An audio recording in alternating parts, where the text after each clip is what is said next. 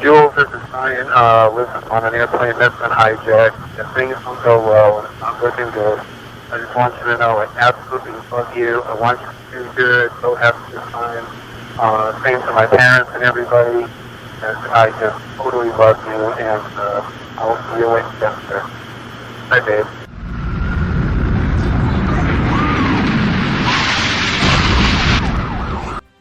This is the news on Newsbreak.ng. After 2 decades, this is the remembrance of the September 11 attacks, also known as 9/11 attacks.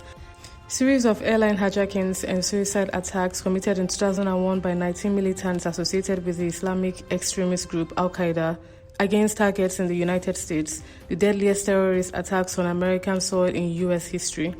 The attacks against New York City and Washington, D.C. caused extensive death and destruction and triggered an enormous U.S. effort to combat terrorism. Some 2,750 people were killed in New York, 184 at the Pentagon, and 40 in Pennsylvania, where one of the hijacked planes crashed after the passengers attempted to retake the plane. All 19 terrorists died. The police and fire departments in New York were especially hard hit. Hundreds had rushed to the scene of the attacks, and more than 400 police officers and firefighters were killed.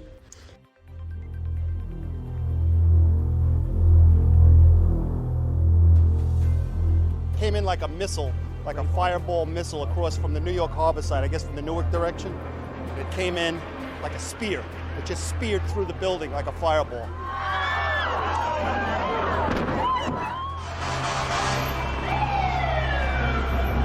You can see the cut of the incision into the building is sideways, so the plane was slightly on its side, and that's why it made me think maybe it was in distress.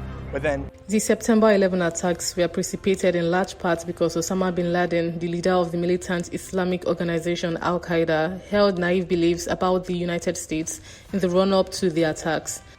Abu Walid al-Masri, an Egyptian who was a bin Laden associate in Afghanistan in the 1980s and 90s, explained that in the years prior to the attacks, bin Laden became increasingly convinced that America was weak. He believed that the United States were much weaker than some of those around him thought.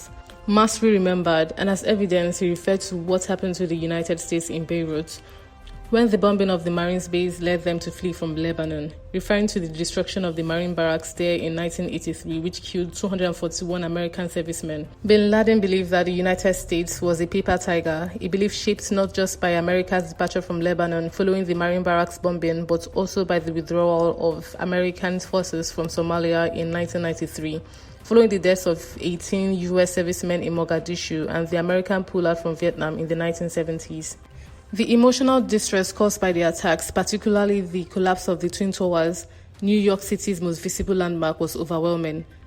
Unlike the relatively isolated sites of the Pearl Harbor attack of 1941, to which the September 11 events were soon compared, the World Trade Center lay at the heart of one of the world's largest cities. Hundreds of thousands of people witnessed the attacks firsthand. Many onlookers photographed events or recorded them with video cameras, and millions watched the tragedy unfold live on television. In the days that followed September 11, the footage of attacks was replayed in the media countless times, as were the scenes of throngs of people stricken with grief, gathering at Ground Zero as the site where the towers once stood came to be commonly known, some with photos of missing loved ones, seeking some hint of their fate.